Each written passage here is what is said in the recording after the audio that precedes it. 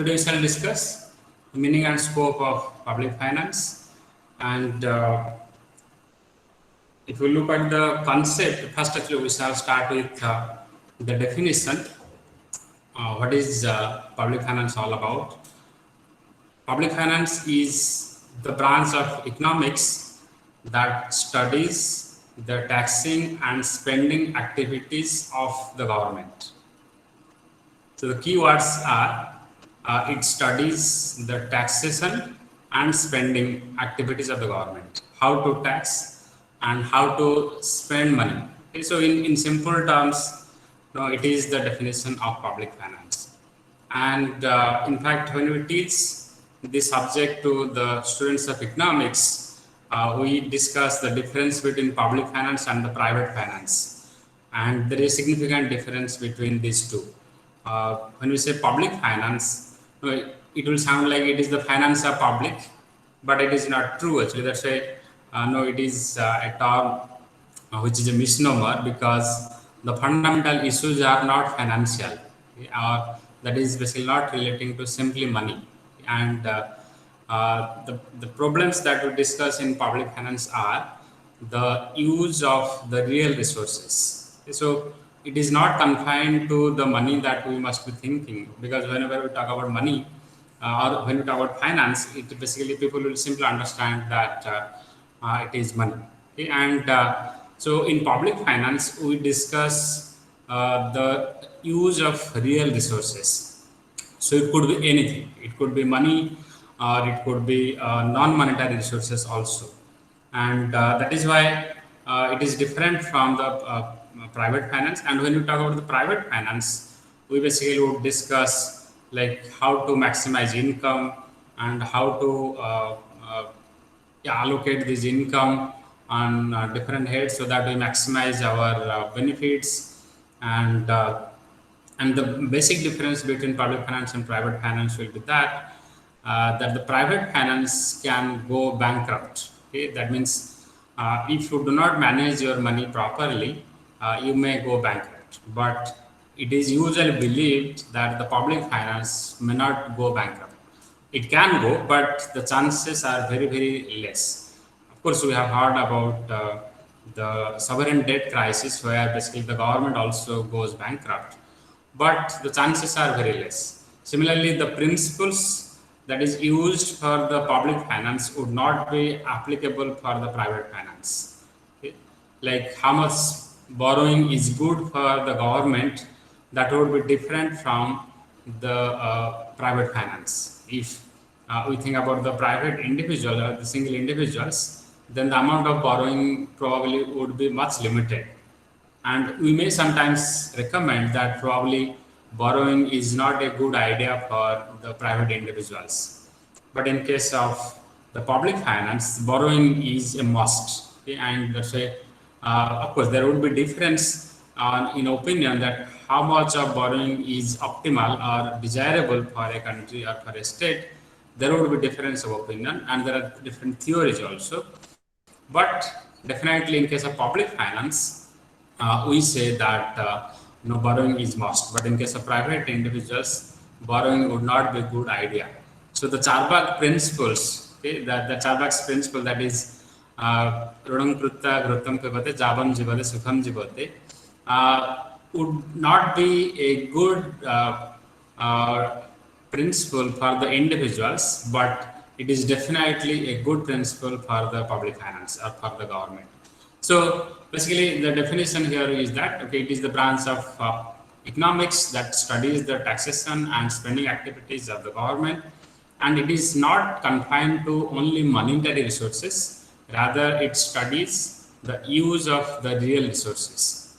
And that is why some practitioners prefer the label public sector economics or simply public economics. So you will find three terminologies used interchangeably, although the scope would be a little bit different, but still people use this terminology interchangeably: public finance, public sector economics, and simply public economics.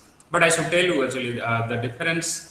In fact, if there is a book written by the famous economist Joseph Stiglitz, who won Nobel Prize if I remember correctly, it was in the year 2002. Uh, he has written a very good book in public finance, that is the public sector economics. Okay? And but in that book you will find uh, that basically the same principles are discussed. And similarly, there are other books, where they simply talk about the public economics. And particularly in the recent years, the term public economics is used more frequently than the public finance, because public economics it goes beyond the finance. Okay? And it covers the theory of public choice also. That we shall discuss. What is the theory of public choice? And that has become a part of the public finance studies, and that's why people use the term public economics. Then coming to the scope of public finance, basically the theory of public finance draws a lot of insights. In fact, we can say it's the principles of welfare. And in any economics, we divide all the studies into two categories. One is the positive analysis and normative analysis. So same also here is applicable. That is in we also say that there is a public finance. Sorry, there is a normative economics, and there is also economics. So, okay. And then what is actually positive economics? Positive analysis basically deals with the issues of the cause and the effect. And for example, if the government cuts the tax rate on petroleum products, what will be the effect on its consumption? Okay, so that is what is discussed in positive analysis. Basically, we discuss what is, and in normative economics, we discuss what ought to be. So that is the basic difference between a positive economics and normative economics. So normative economics deals with the ethical issue. That's why I told that normative analysis deals the issues basically what ought to be, all theoretical, and we discuss all value judgment, and that's why it deals with the ethical issues. For example, is it fairer to tax income or consumption? Okay, and then if income tax, how much how much, what should be the rate of tax? So similarly, whether there should be subsidy at all or not. So these kind of issues would come in the normative analysis. But in positive economics, we discuss what it is. So what is the reality that is discussed? That is the difference between the positive economics and normative economics.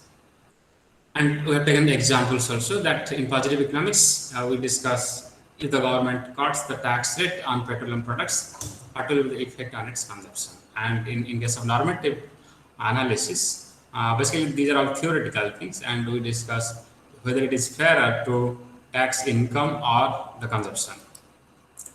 And then it actually basically focuses on the microeconomic functions of the government. And we have studied actually the difference between the microeconomics and macroeconomics.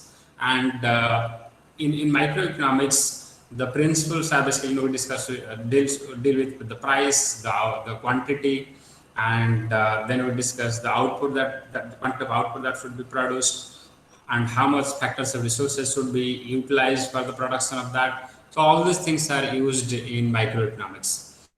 And in public finance, basically we discuss the microeconomic functions of the government. Basically, the same principles are used in case of the government. That means what rate of tax is ideal. Okay, so those things actually would be discussed.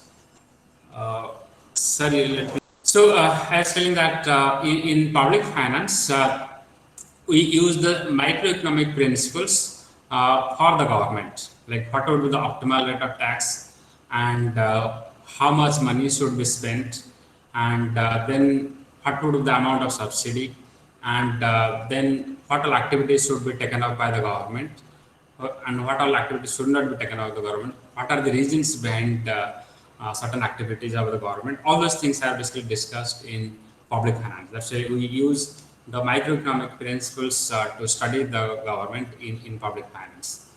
And we also discuss how the government does and how it should affect the allocation of the resources and the distribution of the income.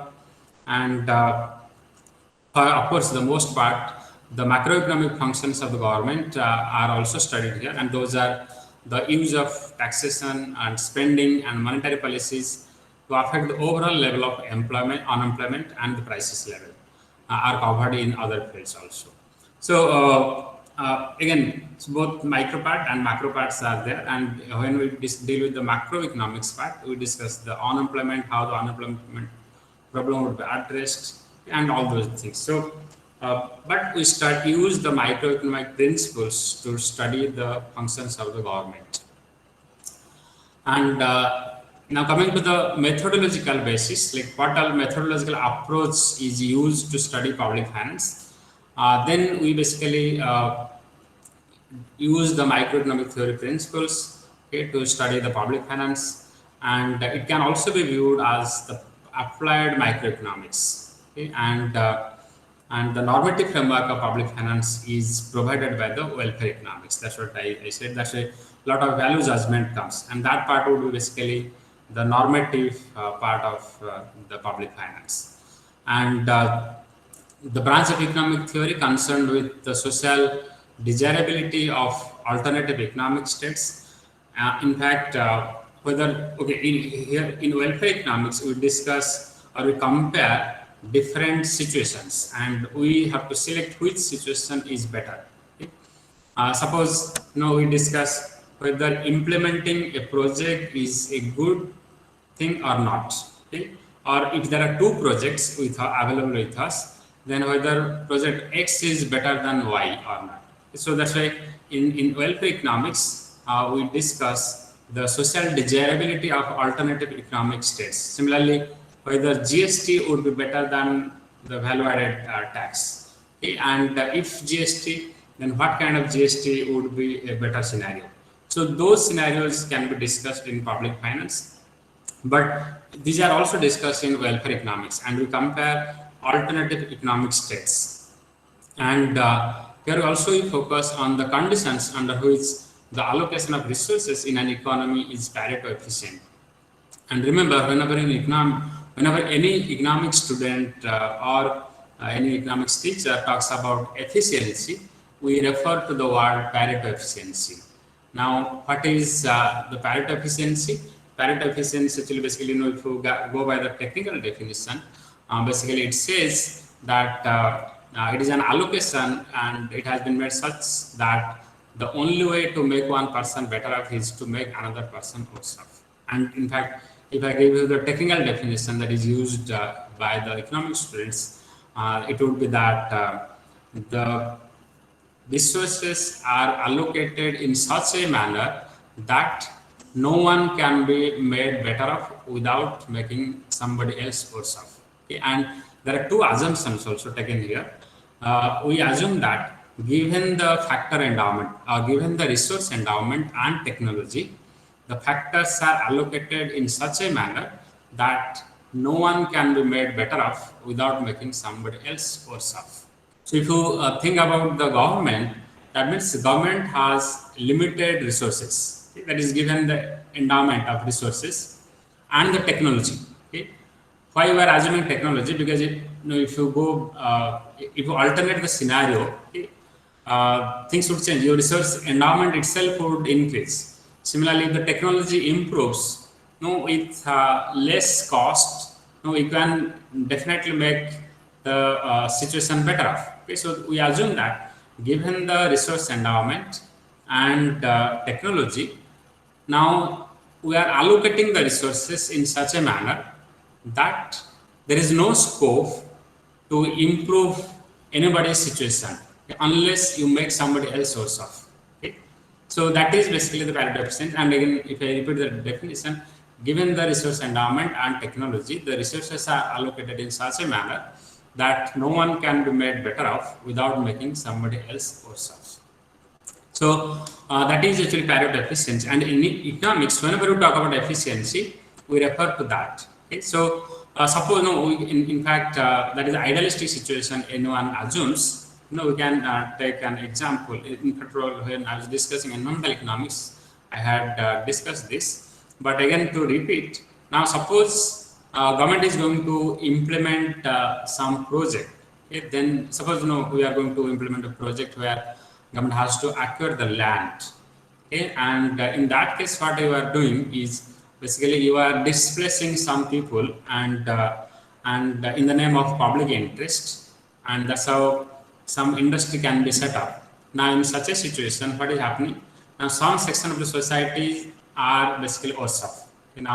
They are going to be affected. They have to be replaced, are displaced, and then now if so that situation is also permissible, but if you believe that by displacing these people, the cost that you are going to incur would be less than the benefit that you are going to get from the public sector project that you are going to implement. Okay, but the payoff that you are getting from the new project, or the return that you will get from the new project or the public sector project, that has to be transferred to the people who have made or incurred a loss due to the displacement. And if you can compensate the loss, okay, and still you have extra resources, and then you can say that it is a better off situation. It is basically, you can say, Pareto efficient scenario. Okay, that you did not make anybody worse off overall, okay, because you have compensated people who ever suffered a loss, you have compensated them, but still you have surplus to make profit. But in most of the cases in public sector projects, what happens? The gain that accrues to the new project is not transferred to the people who are incurring loss. And if at all it is transferred, then that is inadequate. Okay? Because why actually this scenario happens? Because we are not able to quantify the losses of the people who are suffering the loss. Okay? So that is the scenario. So that is actually Pareto efficient scenario. But remember, this is very theoretical construct, and it is very difficult to attain a Pareto efficient scenario. And the reasons are very clear, because to achieve that, you need to achieve at least, you need to fulfill two conditions, and those are basically these two assumptions: that all producers and consumers act as perfect competitors, and that no one has market power, and then a market exists for each and every commodity. Okay, those are the two assumptions that we take in this efficiency argument. Okay, and but mostly these two assumptions are not fulfilled. Okay, that see here now, if you deal the example that I was telling, that one party will be only at the receiving end, and other party would be influential. But our assumption is that both parties are equally competitive, okay? And so no one is influencing the other. Okay? And the other assumption that we take is that a market exists for each and every commodity. Okay? And here, when we are talking about the compensation that you have to give to the people who are incurring loss, those people, basically, we are not able to quantify many of the losses. Okay? And that's why a market does not exist. You will not be able to get a price, so you will not be able to evaluate the amount of the loss that may are making. Basically, the in case of the displacement, actually, I was telling, the losses would be in terms of emotional, and the loss of the social network, those cannot be quantified. And similarly, the case of common property resources, the environment that they were enjoying there, so all those things will not be able to quantify. Okay, that's how in most of the cases these assumptions are not fulfilled. Okay, and but if at all these are fulfilled, then the Pareto efficient argument actually says that when it comes to providing goods and services, free enterprise systems are amazingly productive. Okay?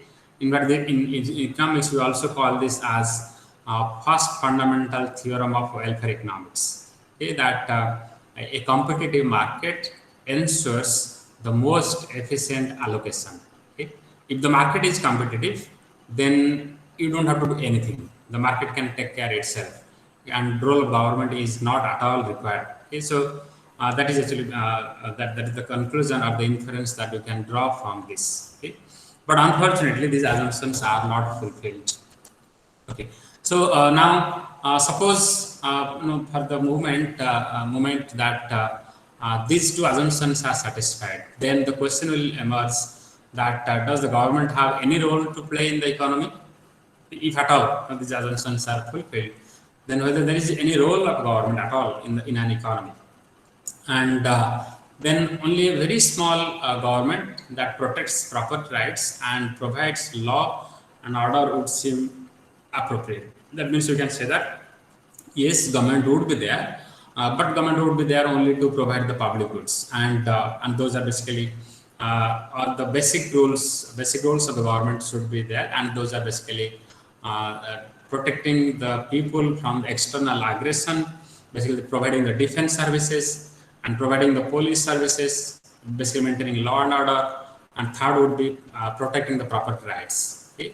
Those three things would be the essential responsibilities of the government if the market is competitive. So that means government should not go beyond these three functions. Those are called as the core functions of the government. First is protecting people from the external aggression, that is defense service. Then maintenance of law and order, that is the police service. And third one is protecting the property rights. That if you have a land, you should be able to protect that, and that's how that will ensure only further investment. Similarly, if you have an intellectual property right, that should be protected so that you have an incentive to do further investments. So those are the basic, are the core functions of the government. And even in a laissez-faire economy, where we say that government plays the minimalist role, only those functions are acceptable.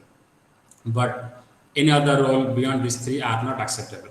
So that is our conclusion we are drawing, that okay, even if these assumptions are fulfilled and we have achieved the Pareto efficient condition, still there will be role of government, and those are the role of government, three core functions of the government. And even if an allocation of the resource is Pareto efficient, it may not be socially desirable. So in economics, the biggest dilemma the economists face is basically the trade-off between the equity versus efficiency. And an efficient solution would not be really socially desirable. Okay, so that is the dilemma economists face, and that's why any policy is implemented, you will find a controversy emerges, because some people would argue for the efficient part, and some other people argue for the equity part. And basically, if you divide the society into the corporate and the ordinary people, or you can say in the Marxian language, the haves and have-nots, or you can use the still completely again the Marxist language, that is bourgeois versus the proletariat. So in that case, the bourgeois would argue for the efficient allocation, but the proletariat would argue for a just society, or they will argue for the equity. Okay, so and we cannot conclude that which one is better, okay, whether we should always focus upon the efficiency, or we should only focus on the just society or the equity. We cannot say which one is better. So in fact, both are important, but both cannot come together. Okay, so then what is the solution? Okay, and so a society may be willing to trade some efficiency in return for a fairer distribution of resources among its members. Okay, and although the fairer may be hard to define, in fact, Amartya Sen in his book, The Idea of Justice, gives a very good example of a fairer solution. He basically talks about the Niti versus Nyaya, and it says that Niti is the idealistic situation anybody would like to achieve, okay? But that is not possible all the time. But Nyaya is basically that you are reducing the level of injustice, okay, in the society, and that is always a better situation. Okay? That means suppose some people are not getting education, and you are trying to provide at least say 10% of the people in the society free education and quality education. You are not able to provide definitely quality education to the 100% of the society, but even if you are trying to provide 10% of the society, then the injustice has been reduced. So that means it is a fairer situation. Okay. So the niti would be that everyone should get free and compulsory and quality education. That would be niti. Okay. But that is not possible. And so the Nyaya is that, okay, we are making little bit improvement from the existing injustice level. And so it is definitely a fairer situation. And even if the economy is Pareto efficient, government intervention may be necessary to achieve a fair distribution of the real income. Okay, so, on the one side, government has to promote efficiency, but on the other side, government has to ensure that there is a fair distribution of real income in the society. Otherwise, the society will collapse. And in fact, there are also theories and empirical evidence that if the society is not just, or if there is extreme inequality in the society, then the efficiency will also be compromised, okay, and in the long term. And in fact, to give you the empirical evidence, that people have done research that if there are countries where the level of inequality is very high, in those countries, in the long run, the growth rate is also compromised. Okay, growth rate will not be sustainable. So equity is also a necessary condition for achieving the efficiency. Okay, but how much again? That's what we are saying, that there will be a trade-off between these two: efficiency versus equity. And so in the real world economics, we may not be able to satisfy these two assumptions. So we are giving a different scenario. Okay, we said that even if those conditions are satisfied, still there is a role of the government, because efficiency is not everything for the society. We also need equity. Okay, and that is one aspect. And then also, even if efficiency is accepted, then government will play the minimalist role, that is providing defense, providing police service, and protecting the property right. Okay? And but in reality, then in the real world, we do not see these conditions being satisfied. That both all the consumers and producer, or we can say that every economic force is equally competitive. And the second condition is that there is a market for everything. Okay? Unfortunately, those two conditions are not satisfied. And in the real scenario, we see some level of monopoly, and extreme would be monopoly market. But in between competitive market and a monopoly market, there is basically imperfect competition, where we basically talk about the duopoly market, okay? And similarly, we can also talk about the monopoly market. Okay, and these are basically again complicated things that is discussed in economics. If you have studied a little bit of economics, you might have heard those terminologies. And oligopoly, duopoly, monopoly, okay, all those things are there. But where there is a one seller and many buyers. Similarly, there could be one buyer, multiple sellers. So those are basically imperfect competitions. And the extreme scenario would be a monopoly market. Okay, and that means there is only one seller selling the product.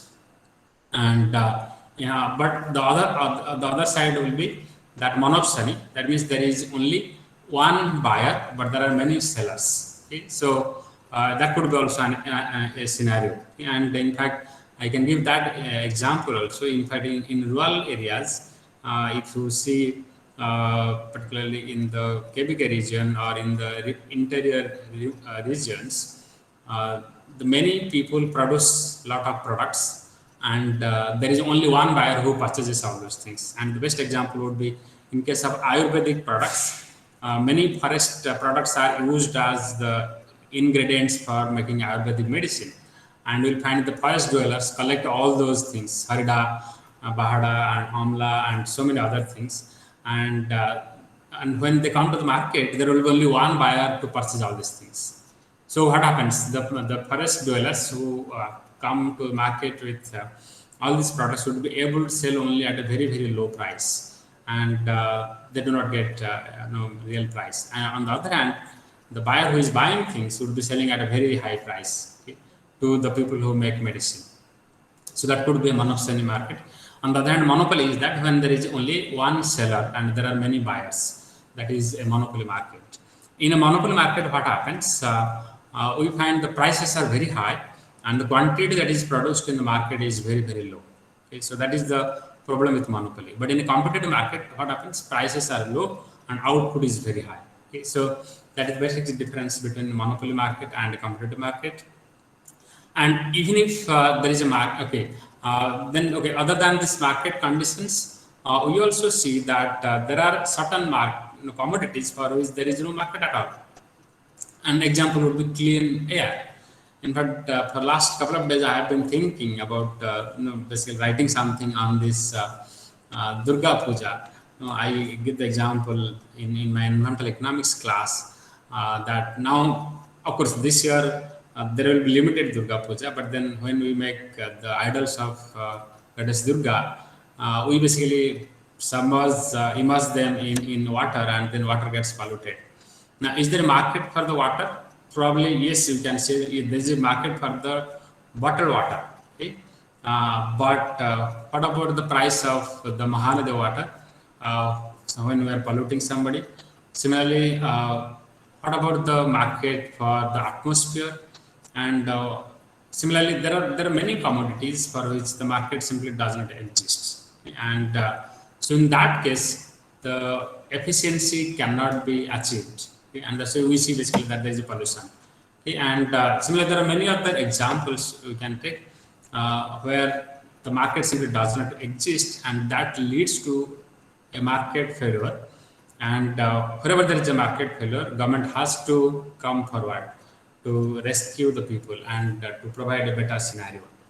So remember here, in the beginning when I told the definition of public finance, it is not dealing with only the finance or money. It is going beyond that, and it is dealing with the resources, and the resource could be natural resources also. Okay, and for which there is no price. And the biodiversity service, we do not have a market for the biodiversity. Okay, and very limited market exists, and those are all imperfect markets. So wherever there is a market failure, government has to come forward to protect those things, and that's why it is dealing with the resources management also. And so the theory of welfare. So then we discussed the public expenditure. The first part we are discussing in the definition. I told that it deals with the taxation and it deals with the expenditure. Now we discuss the methodology part. Now we are going to discuss the issues that we deal with. And the first issue that is dealt with in public finance is the public expenditure. Okay? And the theory of welfare economics focuses our attention on market failure and distributional consideration as reasons for considering government intervention. So we discussed that in the beginning, that even if there is Pareto efficient solution, that would not be acceptable in the society, and that is why for the distributional consideration, the government role is important. And so in what all context, the role of public expenditure is important. If there is a role of government, then there will be public expenditure because government has to spend money. And now then what all things government has to spend, then the first one would be public goods. So what is a public good? Definitely people would say that the goods, those are provided by the public or by the government, is public good. That is not the right definition. The commodities or services, those are provided by the government would not be necessarily public good, because the government provides public goods as well as private goods and merit goods. So some people would argue that government should not provide the private goods, but government does provide. In the present scenario, government does provide, but we are focusing that even if government does not provide the private goods, that will be okay for the society, but government must provide the public goods. Now, what are the public goods? The characteristics of a public good is that there are two important characteristics of a public good. One is it is non-rival in nature, and it is non-excludable in nature. So non-rival and non-excludable. So we can say that the goods or services that are non-excludable and non-rival in nature are called the public goods. So non-rival and non-excludable. Now, what is non-rival? That if suppose X quantity is available in the market, then even if one person enjoys some quantity K, then the other person also enjoys X quantity. X quantity of public good is available, Now individual A is enjoying K quantity. So ideally in a normal situation, the amount available for individual 2 would be X minus K. But in case of public good, individual 2 also enjoys X quantity, and individual 3 would also enjoy the same quantity X. Individual N also would enjoy the same quantity X. That is the characteristics of a public good, and that is basically the non-rival characteristics. And the example, best example would be the national defense. Mr. Ambani is protected by the defense service, and Mr. Budhia is also protected equally by the same defense service. Or you can say that a person who gives the maximum tax enjoys equal defense service as compared to the individual who does not pay any tax. Or even somebody who is living in the forest would not be even knowing that the government is protecting him also equally. Who does not know what is tax and who doesn't know what is defense, they are also protected. So that means the defense service is available to all the citizens of this country equally. That is the best example of a defense, best example of a public good. And the private good, okay, the other characteristics is that excludable. That means if somebody does not pay the price, you will not allow that person to consume. That is basically excludable characteristics, and it is not possible in case of a public good. Right? As I told, that the person who is living in the forest would not be paying any price for that, or would not be paying any tax, but then he is protected. Okay? So even if you pay or do not pay, you are enjoying the public good. That is non-excludable characteristics. But in case of private good, you are, if you pay, then only you enjoy. If you do not pay, you do not enjoy. And even if you pay, the same quantity is not available for the other. Like I told, that if X quantity of private good is available in the market, if individual 1 is enjoying K quantity, then individual 2 can enjoy only X minus K quantity, because X is no more available, full quantity is not available, only less quantity is available for individual 2. Similarly, for individual 3, it would be X minus K 1. Okay? So individual 2 would be enjoying that, 3 would be enjoying that much. So like that, that is excludable characteristics. So in case of public good, why government has to provide that the market principle should not operate. In fact, if you have studied a little bit of production economics, you can say that one producer will produce when the marginal revenue and marginal costs match. That means when you are adding 1 unit of production, your cost is increasing. That is basically marginal cost. That means the additional incremental cost incurred due to additional production, marginal cost. And marginal revenue is basically that the extra revenue that you will be getting from the additional production unit of the production. Now, if your additional revenue from the extra unit of output is matching the additional cost that you are incurring on the production, that is basically marginal revenue is equal to marginal cost. Under that condition only, the production will be possible. That is in a private good. But in case of public good, that will not happen. Okay? That marginal revenue and marginal cost will not be actually, first of all, matching. And because why actually this doesn't happen? Because in case of a public good, as you produce more and more quantity, the cost would not be increasing at that rate, but the benefit that society gets is increasing at a very higher rate. Okay? But then nobody is paying for that. Okay? So that is the problem that arises in case of public good. So what happens? Cost is increasing, but not increasing. It is not increasing at an increasing rate. But the price that you would like to collect, nobody is paying for that. Okay, so marginal revenue would be much less. What you are incurring cost, and that's how no private sector would be willing to provide. And the example would be defense, of course, cannot be considered here as an example.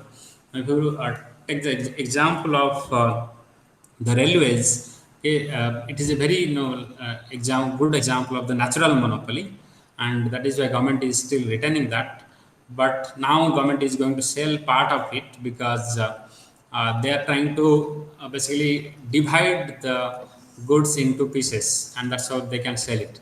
Otherwise, if you consider the entire railways network, then it would not be possible to basically provide this public good.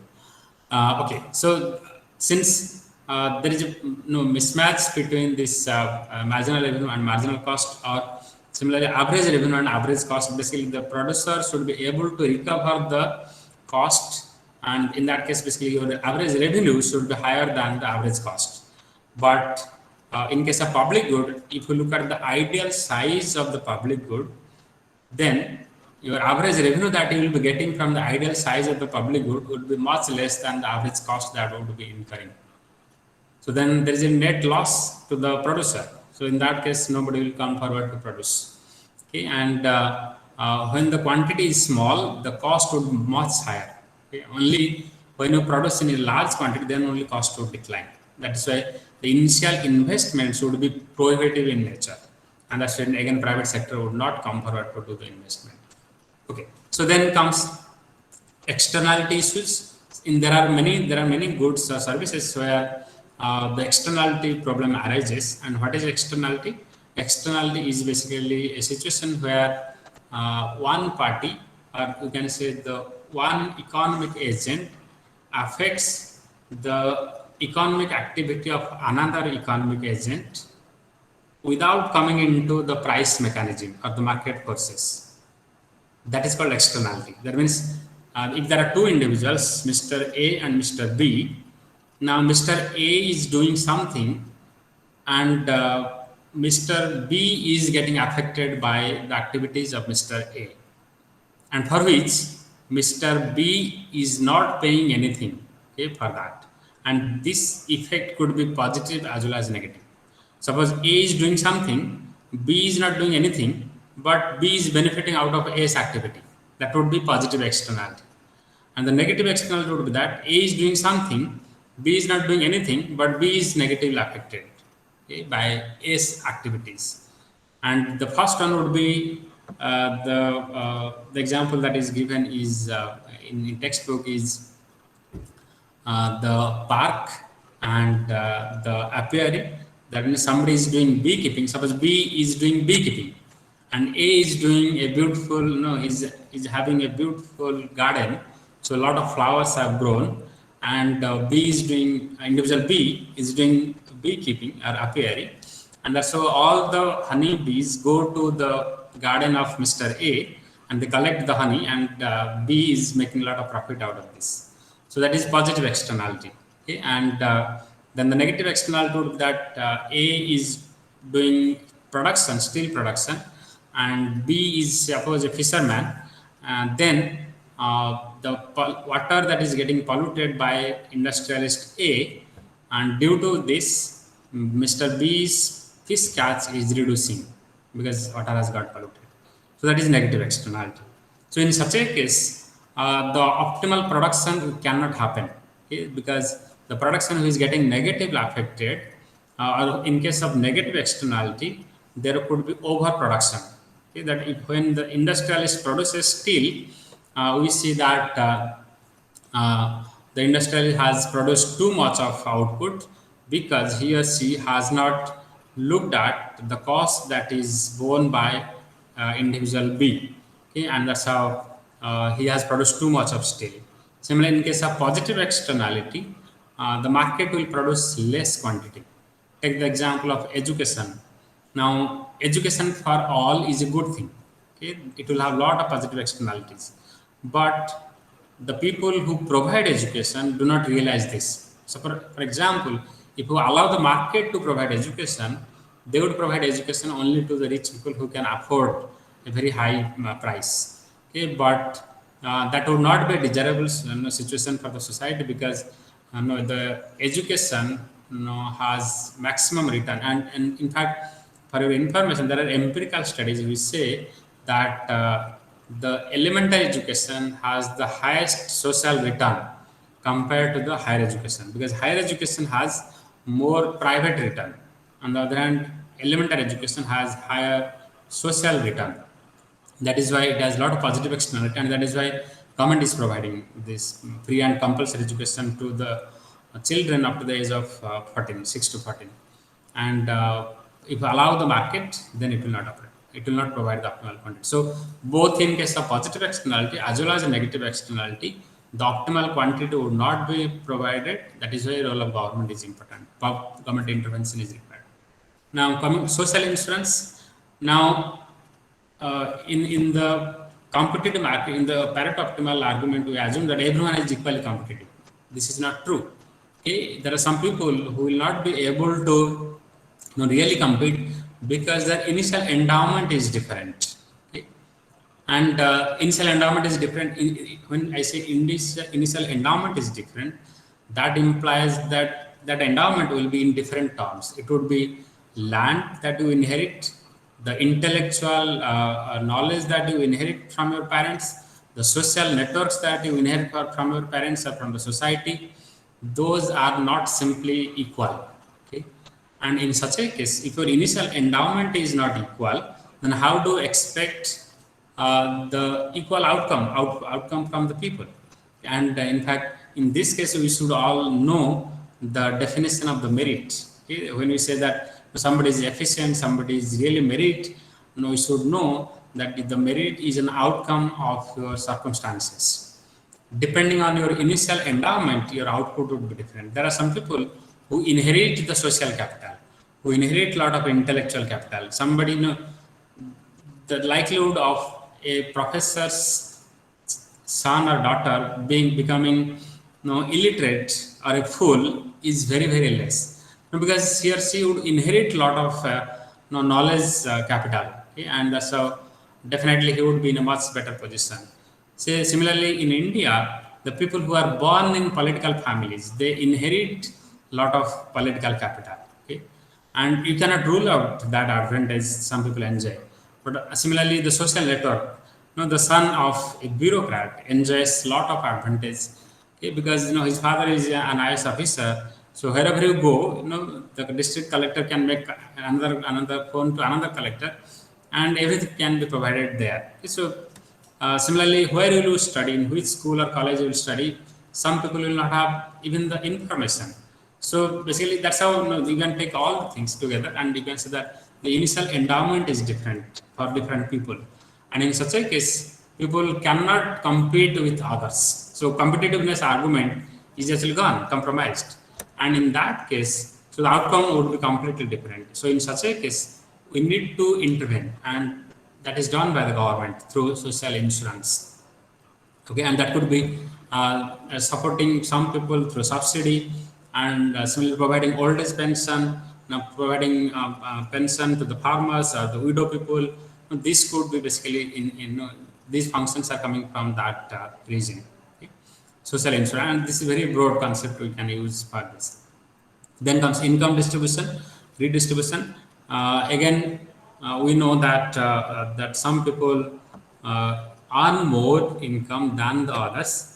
Now, some people will argue that the people who earn more income are more efficient.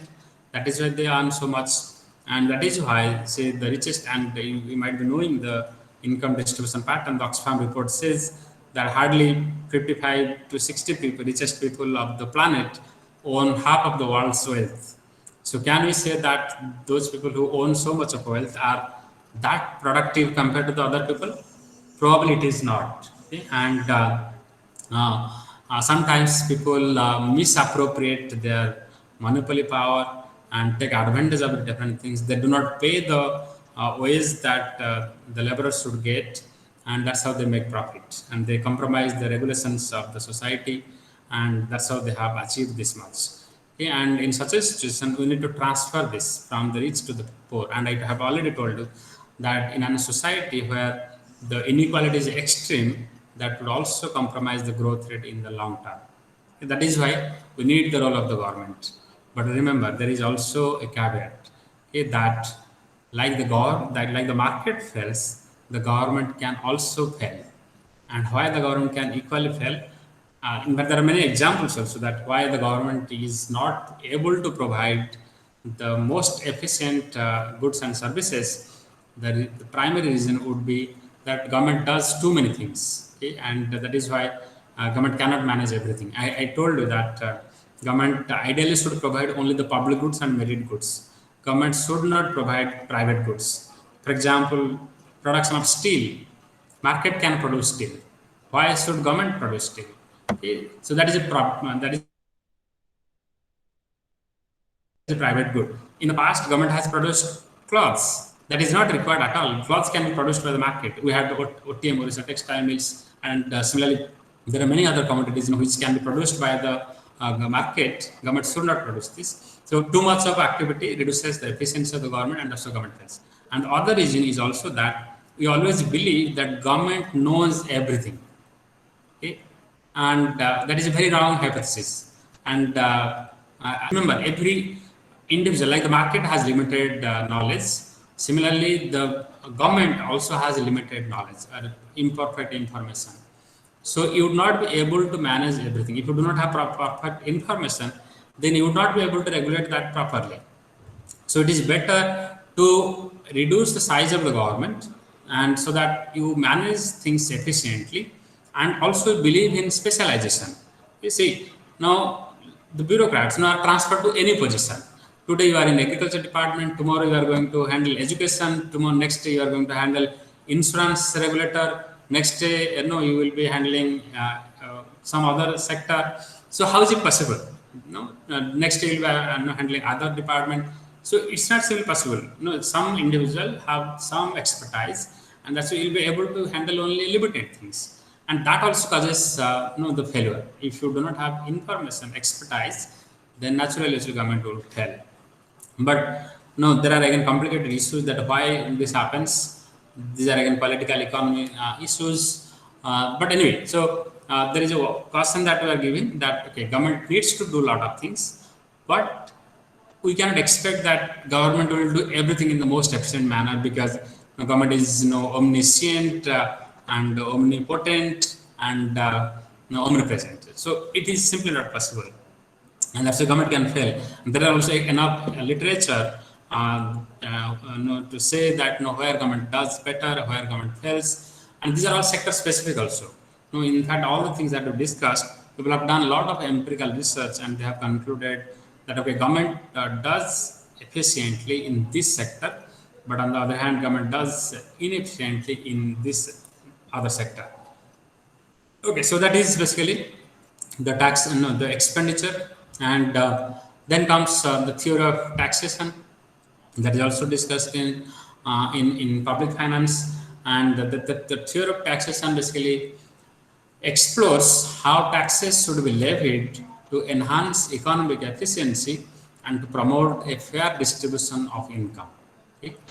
So, how taxes should be levied and enhance economic efficiency and to promote the fair distribution of income. Remember, tax has multiple objectives.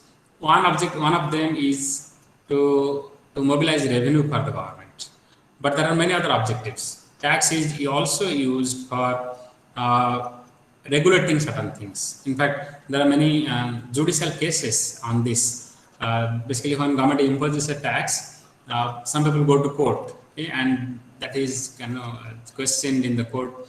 And there are many examples where court has interpreted the objective behind the tax. That what is the purpose behind the taxation?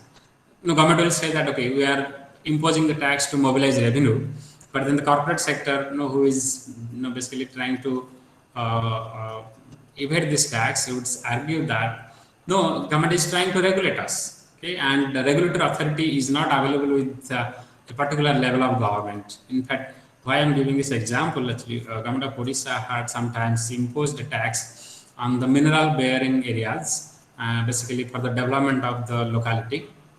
And then the mining companies went to the High Court, and then the court said that you do not have any regulatory power.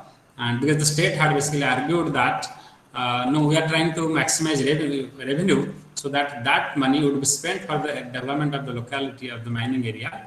And then the mining companies argued that no, because the central government has the regulatory authority and government is trying to impose this tax to regulate our activities, and that is why this is not tenable. And the High Court simply rejected the tax, and so in fact it has happened twice to the government of Odisha. And so the interpretation can be different. And one is that environmental objective, that you want to regulate the pollution in the mining areas, and that is why you are imposing a tax. Similarly, you are trying to help or transfer the resources from the mining companies to the mining area people. That is another objective. And third objective would be maximizing revenue. So these objectives can always come in conflict with one with the other. Okay? But remember, when you are imposing a tax, that should not also compromise the efficiency of the sector. Like, so for example, the Vodafone taxation, that the conflict that is still continuing. In fact, it has gone to the international court, okay, and then the international court has also said that this is not acceptable, and government of India is still not going to accept that international tribunal. Yeah, and okay, so we do not know what will happen in the future, but okay, so there are always conflicting situations that arise. But then, when you are imposing a tax, the tax authority or the tax policymaker should know that all aspects are looked in. That means that it is not compromising the efficiency, it is not going to affect the regulation, it is ensuring the distribution things, and the tax should be also optimal in size. And what commodities to be taxed, whether income should be taxed or the leisure should be taxed, necessary commodities should be taxed or luxury commodities should be taxed. So many things are there. And so in one of them is the issue that we discussed. One of them is basically the tax incidence, and we discussed the two types of definition of incidence. One is the statutory incidence of a tax, which is basically indicating that who is legally responsible for the tax, and the other is the economic incidence of a tax, and that is basically the change in the distribution of private real income induced by the tax. So who is going to pay the tax, and now or who is legally responsible? Suppose when you are imposing a tax on the income, then the same person pays the tax, okay? And that is basically the legally responsible, that individual is responsible. But when you are imposing tax on the on a beauty parlor, say the any salon, you can take the example, say Naturals or Habib or any other good salons you can think of, they would be legally responsible, but the ultimate tax is paid by the people who get that service, okay, from that salon. So in that case, the distribution of private real income is basically different, because somebody else is paying. The legally responsible person is not paying the tax. So the economic incidence of a tax is different from the statutory incidence. And here actually, how to know that who is paying how much. In fact, when a tax is imposed on a commodity, we know that sometimes the commodity prices rise in full quantity of the tax. Some other time the commodity price rises in less quantity compared to the tax. So how does that happen? So there actually basically we discuss the economic incidence of the tax, and there you have to know the nature of the commodity, okay? Whether it is an elastic commodity or inelastic commodity, what is the nature of the demand curve, what is the nature of the supply curve. All those things will decide whether the tax can be transferred to the consumer, or the tax has to be retained by the producer himself or herself, or it has to be shared equally between the producer and the consumer. So those are basically discussed in the theory of taxation. And then the other part is the excess burden, okay? That when a tax is imposed, government definitely gets some amount of revenue, but the burden is more than the revenue collected. Okay? Suppose government has imposed 5% tax GST on some commodity, and you bought that commodity. So government has mobilized say 100 rupees revenue. So ideally we will believe that if government has got 100 rupees revenue, then the burden on the producer or the consumer is 100 rupees. Because in one case, the producer might have carried the entire burden, or in other case, the consumer might have taken the entire burden, or they might have shared 50-50 burden. So the entire burden would be 100 rupees, and government has got 100 rupees tax. but it is not the case. Sometimes the burden would be much more than the 100 rupees. Why? Because when a tax is imposed, it alters the consumption pattern of the individual, and it also alters the production behavior of the producer. So in that process, now both consumers and producers are suffering extra burden. Okay, and that burden is more than 100 rupees. It could be sometimes 150 rupees. Okay, to just put it in number, because the consumer, due to rise in price, is now consuming less quantity, and that is why he is losing some amount of consumer surplus. When a consumer is consuming some quantity, he is enjoying some consumer surplus, and when the consumption is reduced, his consumer surplus is also reduced. So that is a loss, extra burden going to the consumer. Similarly to the producer, when producer is producing certain quantity and he or she is paying tax, and when the tax is imposed, the producer is also reducing the production, and because of that, the producer is also losing some profit. That is called as producer surplus. So in both cases, now consumer surplus and producer surplus is lost, and that is the surplus lost is over and above the tax that is paid by the consumers and producer, that 100 rupees. So that means that there is an extra burden arising due to the imposition of tax, due to rise in the price, and that is leading to a reduction in the consumption and reduction in the production. So that has reduced the consumer surplus and producer surplus, and that amount is basically known as excess burden. Okay, or that could be known as, sometimes we call this as dead weight loss. Okay, and so when you are imposing a tax, you should see that the excess burden is minimized. Okay, and in fact, theories say that excess burden of a tax increases with the square of the tax rate. Basically, doubling a tax quadruples its excess burden, other things being the same. And a small tax on a number of commodities has a smaller excess burden than a very large tax on one commodity. Okay, so when we are imposing tax, it is not as simple as we think. No, when you think that why government is imposing this much tax on as a GST, or why certain commodities are taxed like this, why certain other commodities are not taxed. No, we have to be aware of the theories. Okay, the tax incidence theory, the excess burden theory, and but remember again, all the time we are not able to go by the theoretical principles or the normative principles of the taxation, and the reasons are basically the distributive in nature. So for example, if you look at the pollution level of the different inputs, for example kerosene and natural gas has the least pollution amount, but kerosene emits maximum pollution, but government is not able to tax kerosene because for a distributive reason or for an equity reason, because we assume that the kerosene is used by the poor people as the fuel.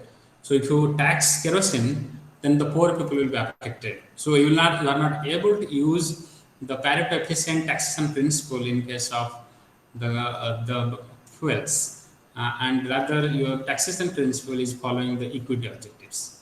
So, but we have to be aware of this, and that is why probably government sometimes follows this principle that a small tax on a number of commodities has a smaller excess burden than a very large tax on one commodity.